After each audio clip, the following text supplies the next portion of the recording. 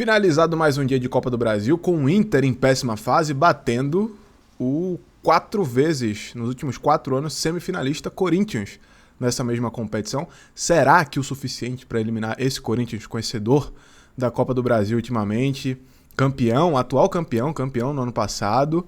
Vamos discorrer sobre isso, sobre todos os jogos que aconteceram hoje, somados aos 3 0x0 de ontem, Vasco e Fluminense, Atlético Mineiro, Juventude, Santos e Remo 0x0, fizemos pós-jogo dos 3 aqui.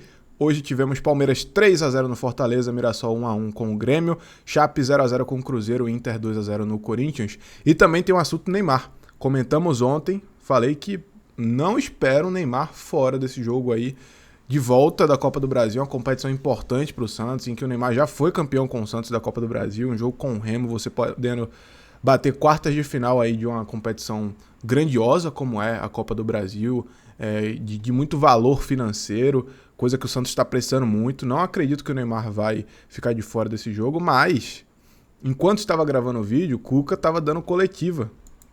E ninguém sabe até que ponto isso de fato não pode acontecer nas ações.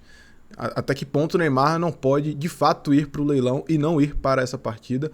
A gente vai discorrer aqui o que o Cuca falou e informações também, depois da coletiva, de que existe a chance, tá?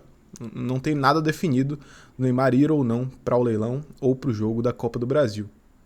Tamo junto, rapaziada. Vamos discorrer sobre tudo isso aqui. Antes de mais nada, já se inscreve no Recanto do Carlos Tavares, deixa teu like, comenta, compartilha com teu amigo, com tua amiga.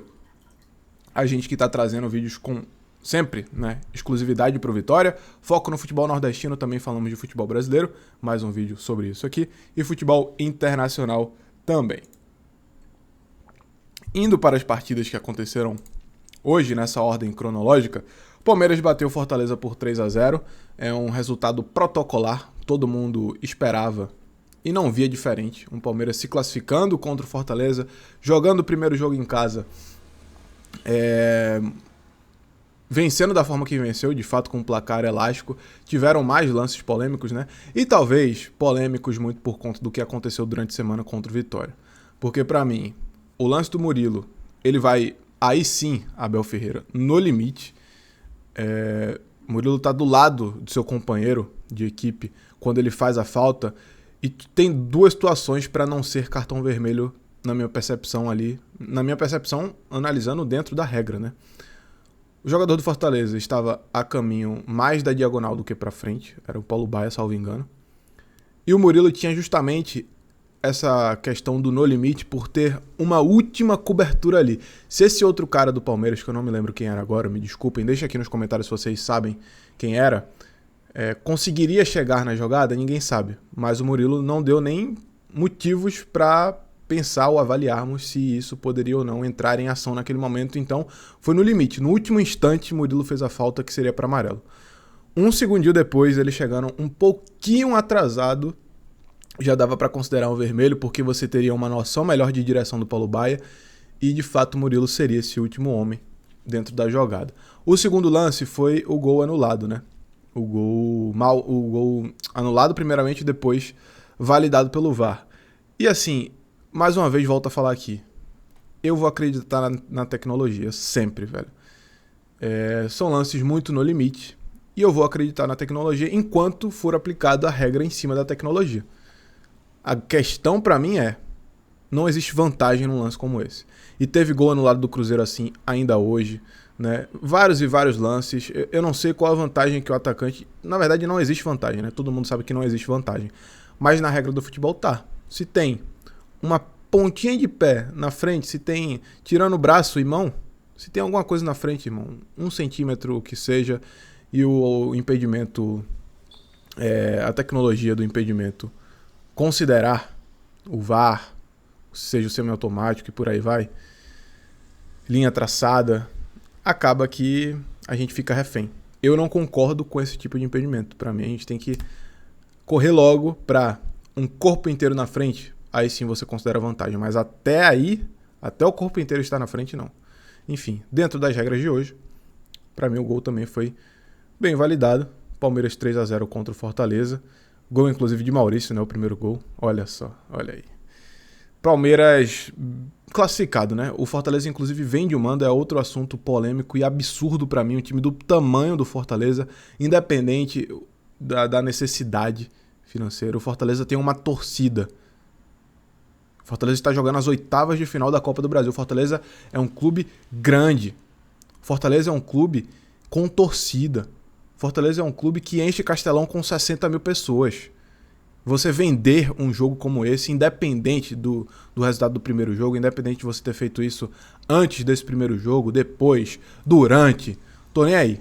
É um absurdo a decisão do Fortaleza de mandar esse segundo jogo em Cuiabá.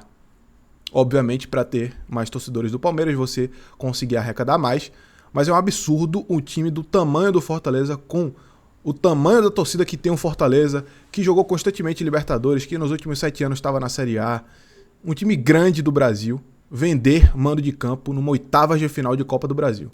Não existe o que Fortaleza vai fazer, independente do resultado. Se fosse o jogo no Castelão, pra mim também o Palmeiras já estava classificado, tá? E aí a gente entra no termos do futebol, tudo pode acontecer. Mas o prognóstico é de Palmeiras classificado. Agora, não existe esse tipo de situação com um time grande, com um time de torcida, com um time que enche um estádio de 60 mil pessoas. E não tô falando que estaria cheio nesse jogo de volta. Acho difícil. Ainda mais no contexto de você tomar um 3-0. Mas não vai dar nem pra saber. Não vai dar nem pra saber qual seria a mobilização da torcida do Fortaleza, porque não vão dar direito a isso a um time centenário, a um time campeão nacional da Série B recentemente, a um time que jogou Libertadores constantemente, a um time grande do futebol brasileiro. Eu não consigo entender. Eu queria deixar essa crítica aqui à decisão do Fortaleza, da direção do Fortaleza, independente da necessidade que está passando. Aqui é tradição na frente, aqui é torcida na frente, aqui é instituição na frente. Dê seus pulos para você conseguir arrecadar de outra forma. Fortaleza não precisa e não deveria, com um time do tamanho que é, vender o mando de campo de oitavas de final de Copa do Brasil num confronto gigantesco contra o Palmeiras. Gigantesco contra o Palmeiras.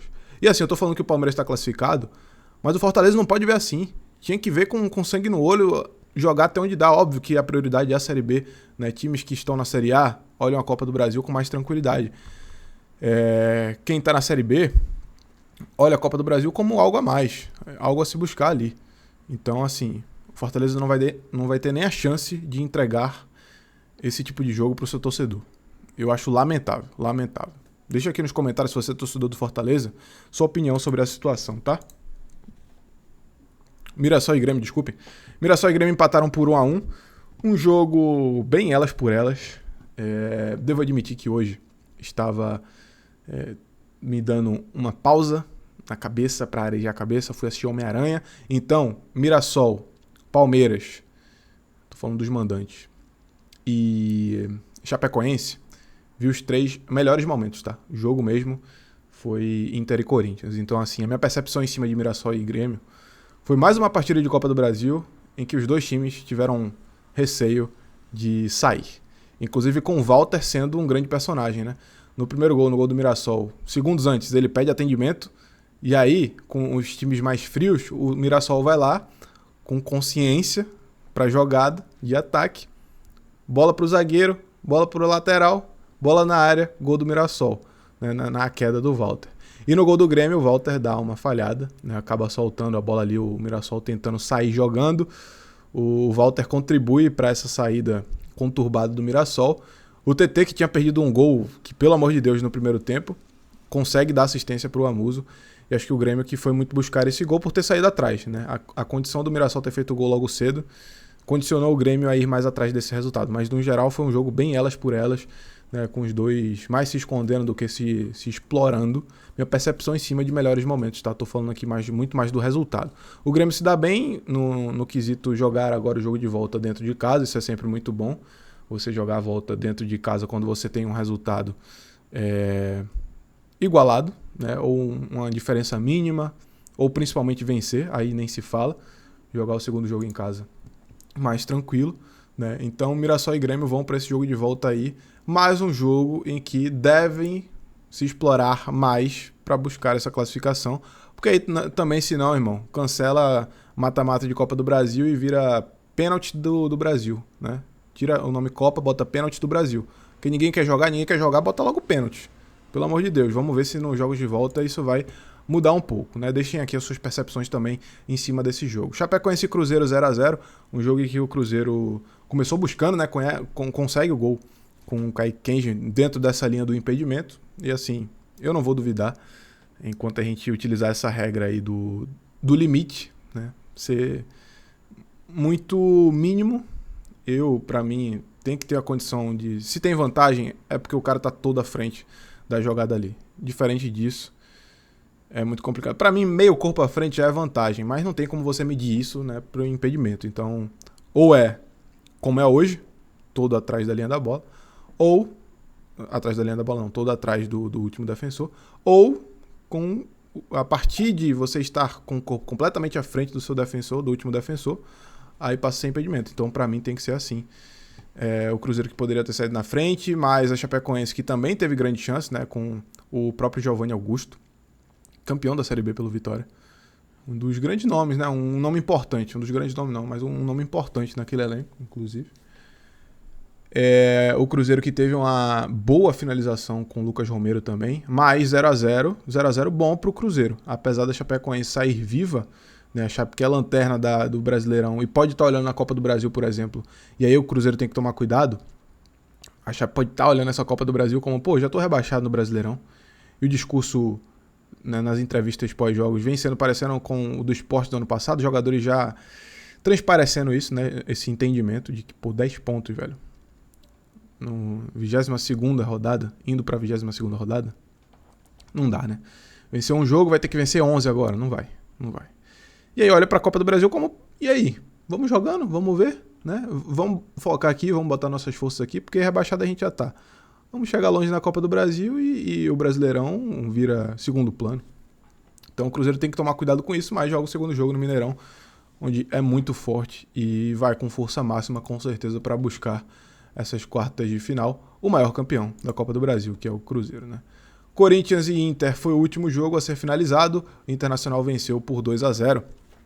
E aqui a gente tem uma questão interessante, né? O Inter consegue um resultado muito importante, né? O Inter que não conseguia vencer depois da Copa do Mundo, vai para a Copa do Brasil e consegue eliminar esse mau momento, né? Consegue pelo menos estagnar esse mau momento, que eram de 4 derrotas consecutivas e um empate contra o Flamengo. E aí você já começa a virar esse jogo, né? O último jogo, a última partida antes dessa, empate com o Flamengo, agora vence o Corinthians no jogo eliminatório, o Corinthians atual campeão da Copa do Brasil, semifinalista nas últimas 4 consecutivas.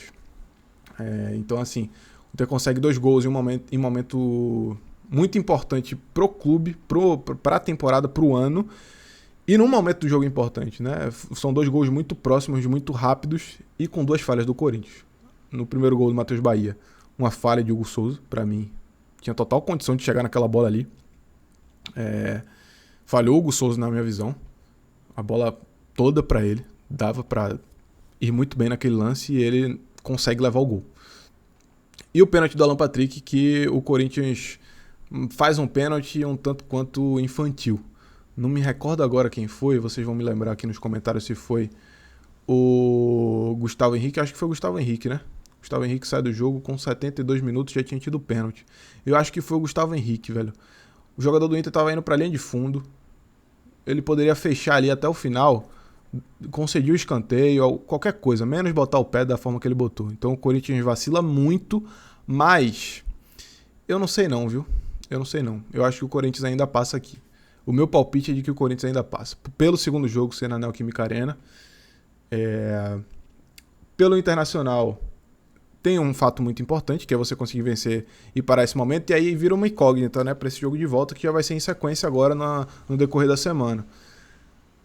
O Inter vai ter que se entender. Vamos ver como é que vai reagir o Inter, né? Mas eu acho que o Corinthians...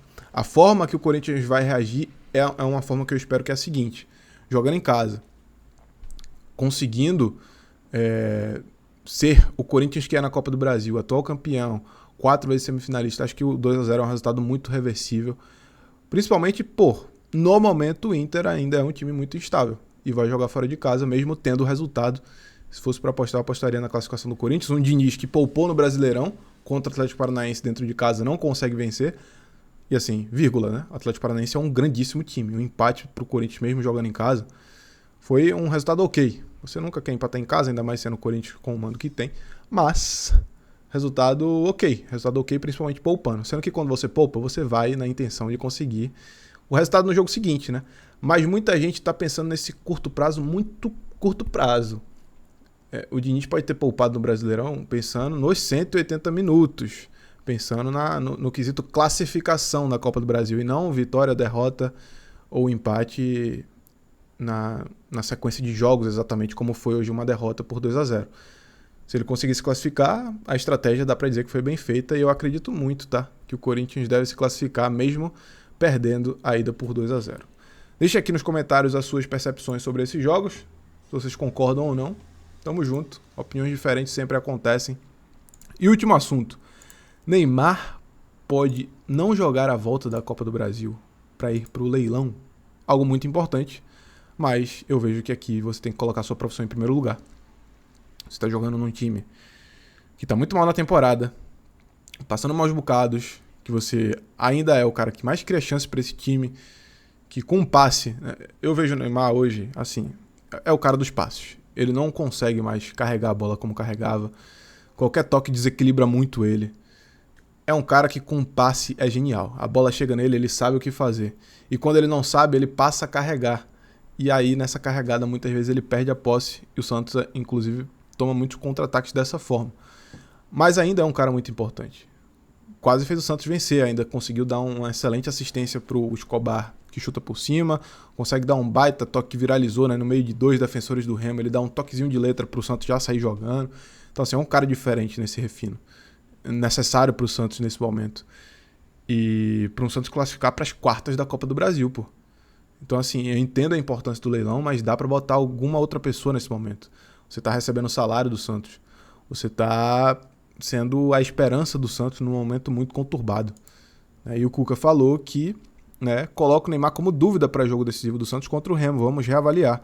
Craque tem leilão da própria instituição na noite de segunda e o treinador vai avaliar desgaste após a partida deste sábado.